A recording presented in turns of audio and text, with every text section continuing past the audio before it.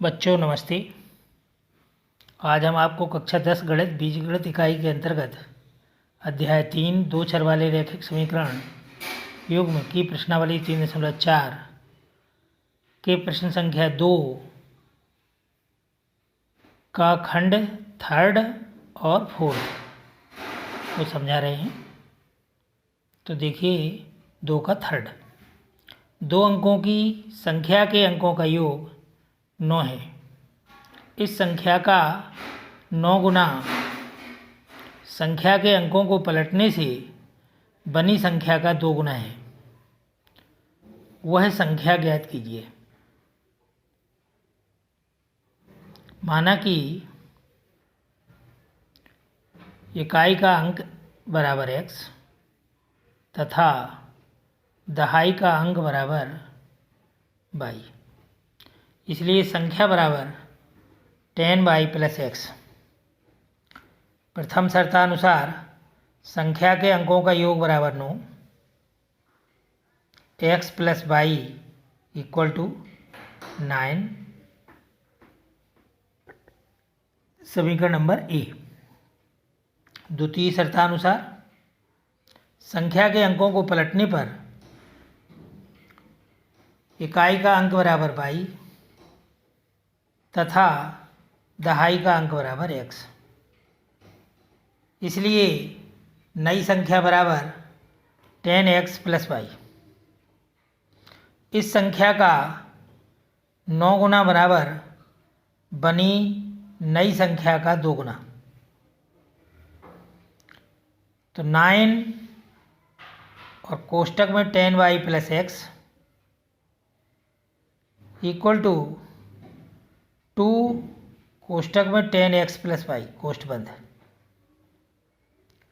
अब इनको हल करेंगे यानी इनके कोष्टकों को तोड़ेंगे तो 90y plus 9x equal to 20x plus 2y। अब इसमें बीजगणितीय संख्याओं को एक तरफ करेंगे, एक पक्ष में करेंगे इनको, तो हो गया 90y plus 9x minus 20x minus 2y equal to 0। अब इसको हम हल करेंगे तो 9x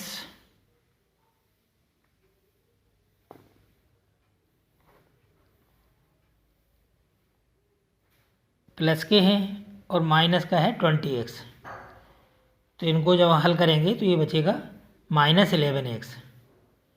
और 90y प्लस के हैं और माइनस 2y माइनस के हैं, इसलिए 90 में से 2 माइनस करेंगे तो ये हो गया प्लस 88y इक्वल टू 0। अब 11 से जो है इसके दोनों पक्षों में भाग दे देंगे तो ये आ जाएगा x minus 8y equal to 0। ये हो गया समीकरण नंबर बी। समीकरण ए से बी को घटाने पर, तो समीकरण ए और बी दोनों लिखते हैं, फिर बी समीकरण के चिन्हों को परिवर्तित करते हैं क्योंकि हमें समीकरण बी को घटाना है। चिन्ह परिवर्तित किए। अब x x कैंसिल हो गया इसमें और ये y प्लस 8y आया, तो इन दोनों को हमने जोड़ा तो 9y और इधर जो है आपका हो गया इक्वल टू 9।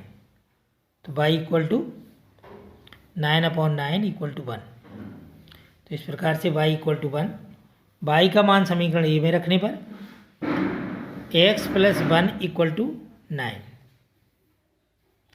y का मान रख दिया हमने 1। अब x इक्वल टू 9 माइनस 1, इसलिए x इक्वल टू 8। अतः संख्या 10y plus x equal to 10 into 1 plus 8 equal to 10 plus 8 equal to 18। अर्थात हमें जो संख्या ज्ञात हुई, जो हमसे पूछी गई थी वह संख्या ज्ञात करिए, तो उस संख्या का मान हुआ 18। यही इसका आंसर है। अब नेक्स्ट क्वेश्चन देखिए, प्रश्न संख्या 2 का चौथा खंड।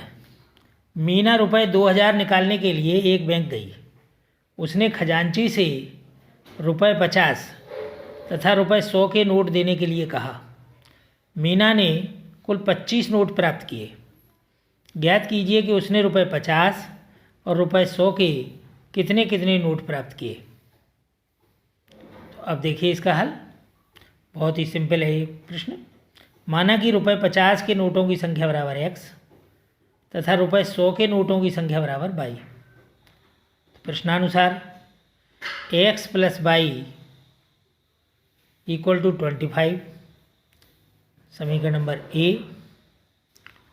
अब द्वितीय शर्त में नोटों का जो योग है वो 2000 है, तो नोटों की संख्या के साथ इसको हम लिखेंगे, तो ये हो गया 50x धन 100y बराबर 2000, समीकरण नंबर बी।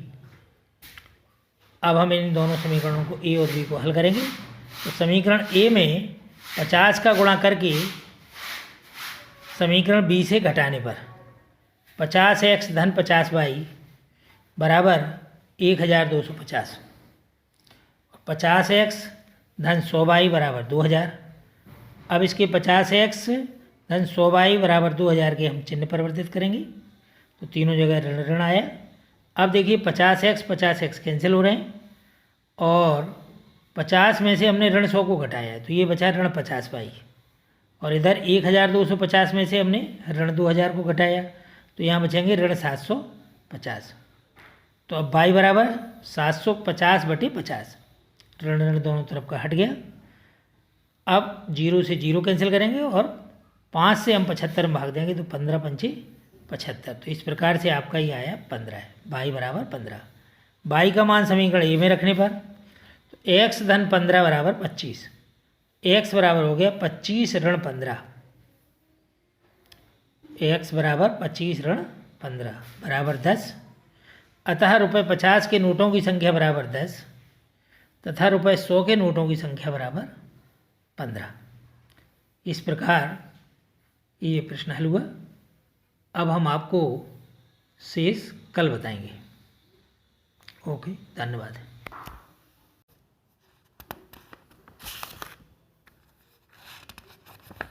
2 का 5वां खंड बता रहे हैं।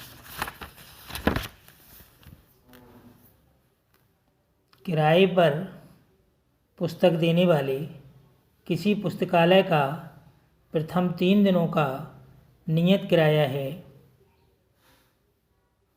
प्रथम 3 दिनों का एक नियत किराया है तथा उसके बाद प्रत्येक अतिरिक्त दिन का अलग किराया है।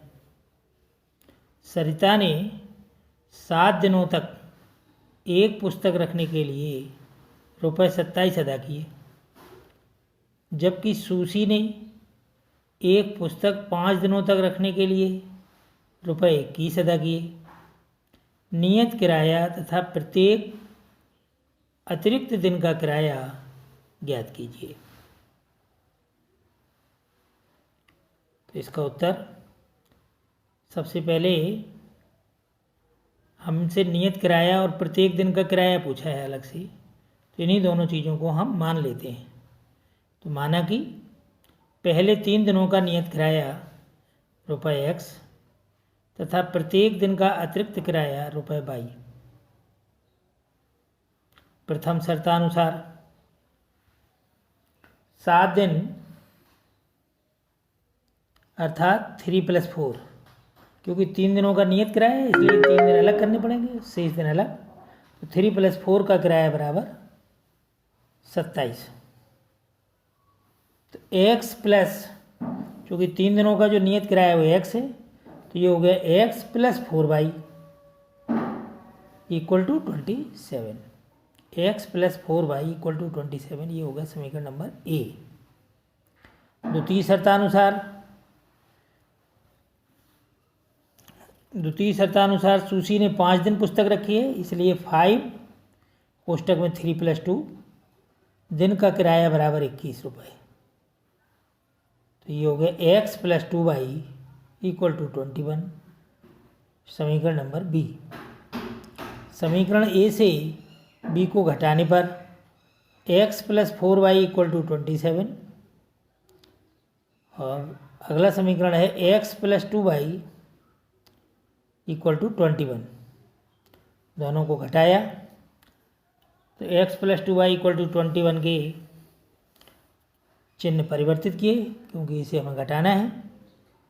तो अब x इसमें कैंसिल हो रहा है और 4y में से 2y माइनस हुआ तो ये बचा 2y और 27 में से 21 माइनस होगा तो ये हो गया 6। तो अब y बराबर 6/2 इक्वल टू 3, अर्थात y इक्वल टू 3। y का मान समीकरण b में रखने पर x प्लस, अब y का मान है 3 तो ये है 2y, तो y के स्थान पे हम 3 रखेंगे तो ये हो गया 2 गुणा 3 कोष्टक बंद equal to 21। x equal to 21 minus 6 अर्थात x इक्वल टू 15।